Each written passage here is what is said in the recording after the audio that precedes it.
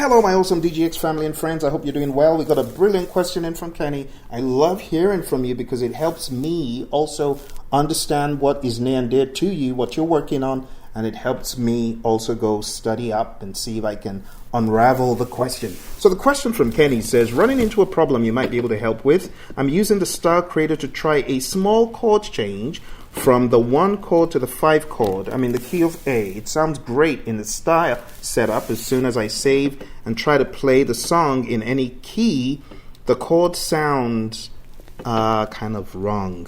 I saw that they have the chord setup parameters. I changed the key of A, extension of major 7 sharp 11, and left standard. I play the keys of the 1 chord as such, 1 and 5 in my hand, C sharp minor 13 and 5 in the right hand, giving me an awesome sound. And the chord is E1 and 5, left hand G sharp 13 and 5, left hand 2 measures at 80 beats. So what I'm hearing, Kenny, here's a summary.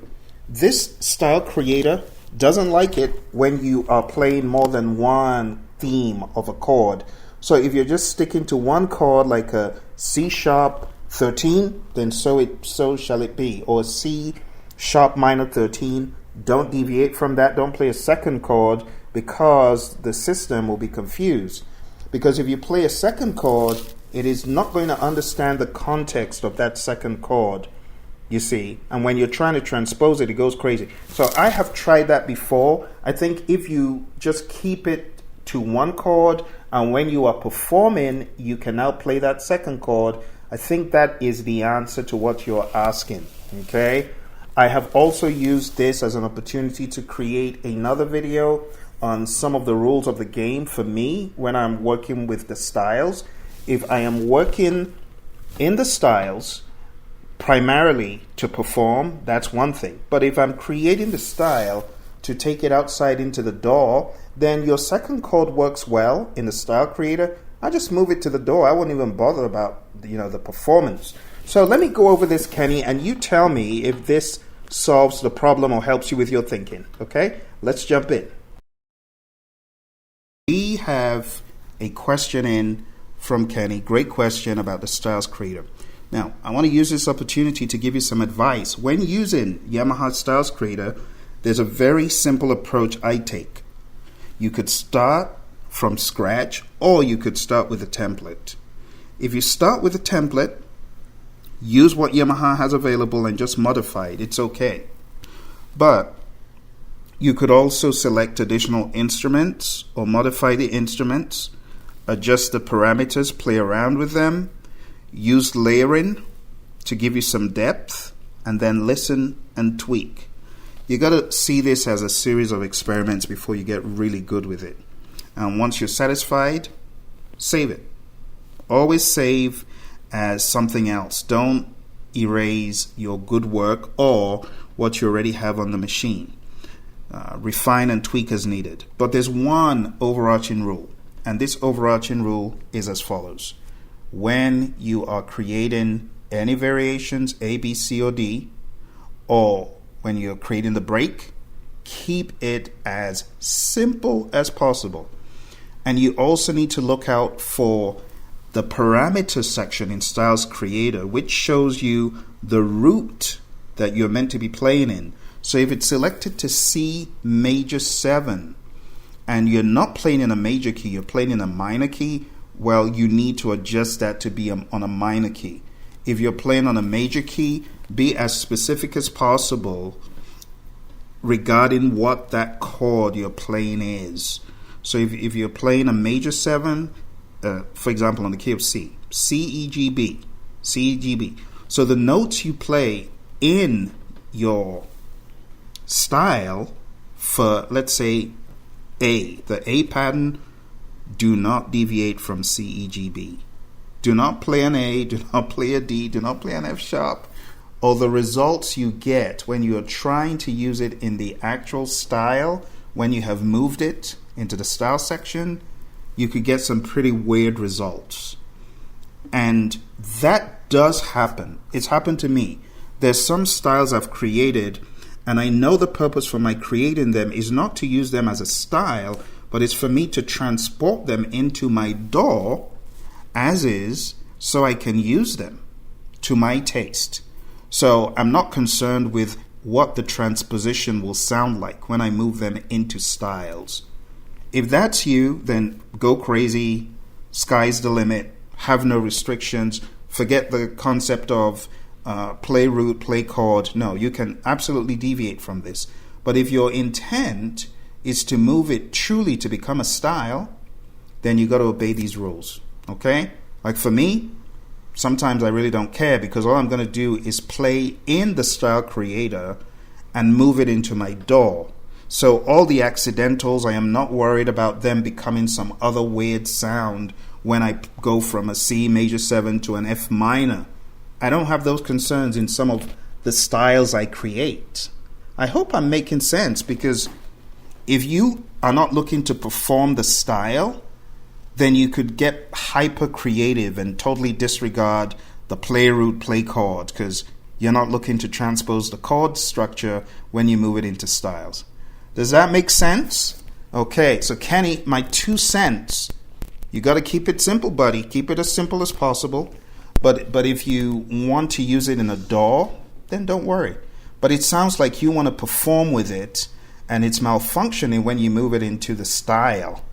And that has happened to me so many times. But the way I get around it is what I'm going to show you in this video. All right, so let's watch the video. And all the very best and happy style creation. Hello there, welcome to another scrappy video on the DGX670, where I show you the tips and tricks under the hood. Now today we're going to talk about style creation again, because there's some blind alleys when it comes to style creation. So to do a good job of this, let me zoom in a little bit, and I'm going to be moving the camera around quite a bit today, so bear with me. So when you come in to the Style Creator, when you hit Menu and you're in Style Creator, you hit Enter, Current Style or New Style, you say New Style. So you're in a new style now. And to begin the adventure, you got to hit one of these buttons, the metronome, to at least get the metronome started. See that?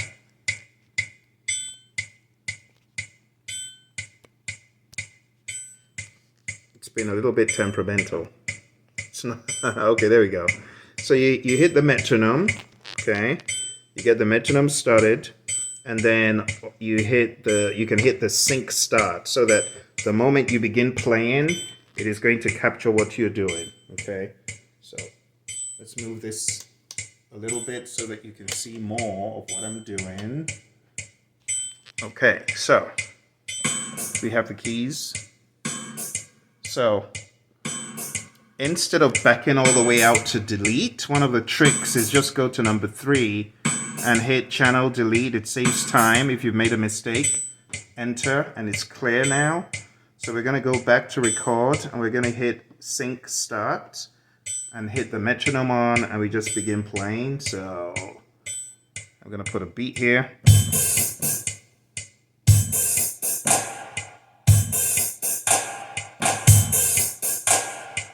Then we go over to bass. Choose a bass. Electric bass. So I've got electric bass selected. Now this is where you really need to watch it, because depending on what you want to do, my recommendation is don't do anything like crazily fancy with horn lines that are way outside of the range of the bass chord. What do I mean? Well, over here, there's a section here where you choose in parameter. If you go to parameter, there's a section where you choose the source root, and it's by default on major 7. So if your default is major 7, right, and it's C major 7, then you got to play the notes in C major 7, and don't venture far outside of that. In fact, just keep it to E, G, B, C, right? Because if you do, you're going to mess up the style when you finally take it outside of Style Creator. it starts playing funky notes. For example, if I'm on the key of, let me stop this for a second. If I'm on the key of C and I want to do all these fancy accidentals, so I'm here. So instead of me just playing a straight, no. Instead of me playing that, and I start playing, even though it sounds good when you're playing it, when you are now on the key of whatever you're playing and you're trying to play the style around what you did, it is going to be messed up. So my suggestion, keep it as simple as possible. Right?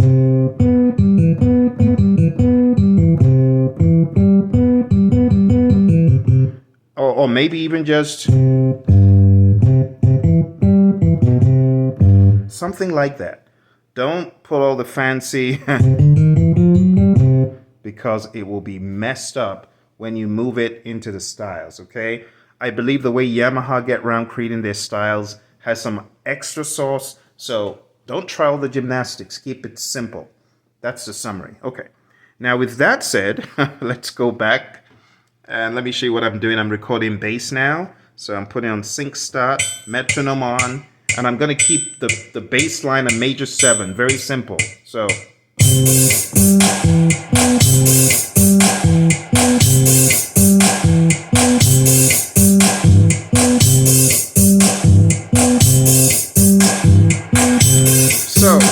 So you hear that boom. I don't want stuff like that in there. So what do? I get out of here, go back to basic, go to channel delete, and I'm going to delete that bass. And I'm going to do it again so it's clean, so I don't have any of that goofiness, because it's going to mess up my final. So sync start, metronome on.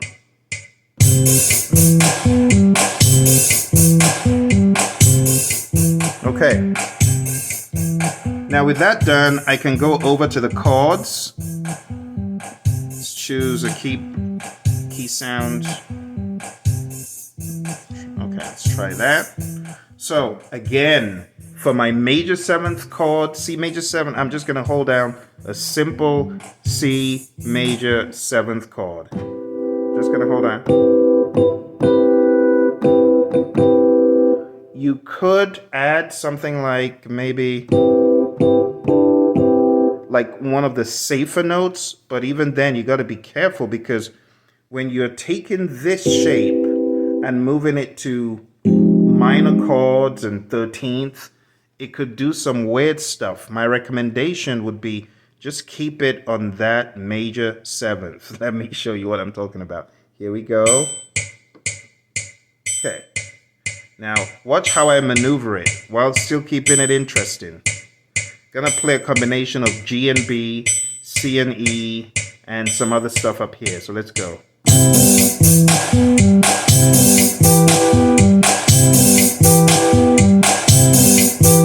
Alright, now with that done, I could also include some strings, but again, you want to be within that major 7th chord. Alright, so now we're going over to strings, we're going over to the next track, and I'm keeping it as simple as possible. I'm not going crazy. That's key. Alright, let's put the metronome on, sync start on. Okay, watch.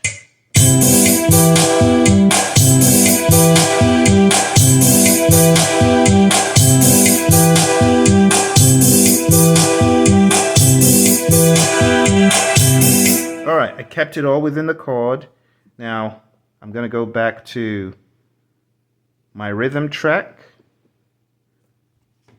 And I'm going to go up here to quantize. Hit that. It's all quantize. And do the same for the bass. Quantization isn't bad. I don't begrudge you if you need to quantize. Alright, so that's it. Alright, and that's it. So let's save. And I'm just going to call it New Style Example. EXAM. EXAM. EXAM. All right. So that's it. And then I hit OK and it's saved. And now, watch this. When I come out of here, when I exit and I go back into the style.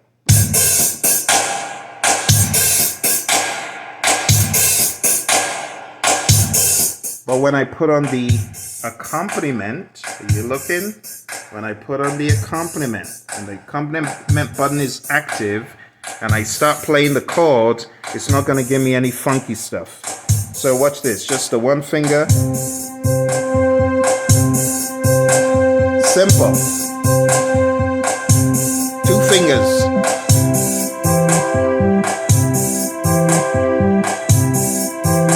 See that? Okay, what about three fingers? Four fingers. See? So it's not malfunctioning, it's not being dumb. Now if I go to a minor, it converts the notes over. See that? What about minor seventh? Hear that?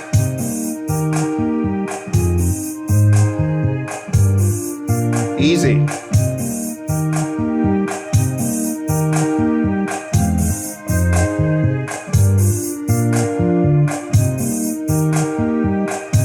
Even other keys.